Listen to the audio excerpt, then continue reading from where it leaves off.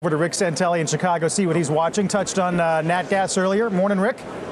Good morning, Carl, and I'd like to welcome a very special guest. This is Craig Wright. He's the president of CNG Interstate out of Oklahoma City. Welcome, Craig. Good to be with you, Rick. I'm real excited to be here today.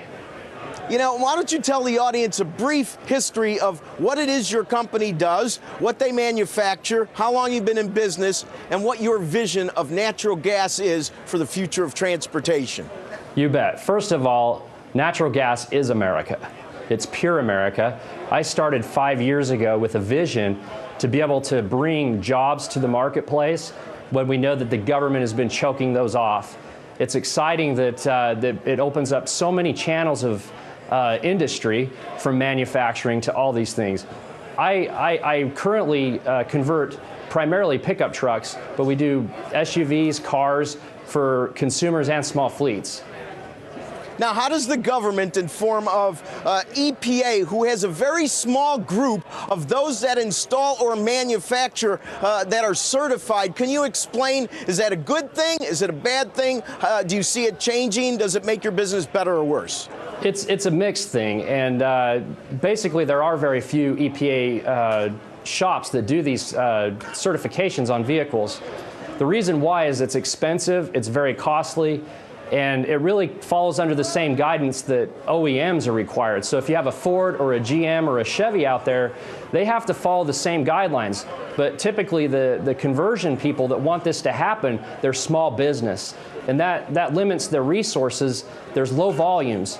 And so what it really does for the public, though, it can protect the public, but it's also hurting the public at the same time because it limits the ability for this to hit the streets, hit Main Street.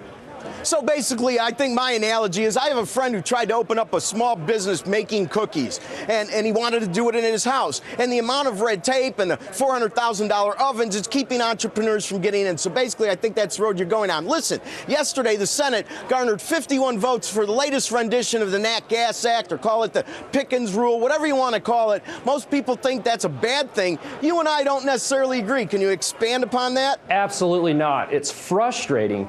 Natural gas is so much lower cost than fuel, and to have the government incentivize this is absurd. All they need to do is allow people to do this through the regulatories like the EPA and allow this to happen.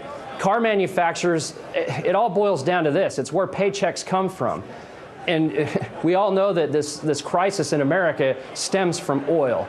We import too much of it, we're too dependent upon it, but I don't think the Americans are dependent upon it. I believe that Washington, D.C. is dependent upon it, and it's time. It's time for Americans to stand up and be educated and find out more about this. We're running out of time. We all agree that Craig, we're running out of time on this segment, but I'm going to have you back, or I'm going to go out there, because viewers, you would be very impressed. Everything you need to change your engine over to natural gas, I could probably hold it in my hand. It's not that big of a deal. We'll have you back, Craig. Thank you. Carl, back to you. All right, thank you very much, Rick Santelli. In fact, guys, throw up a chart of crude intraday. There's a report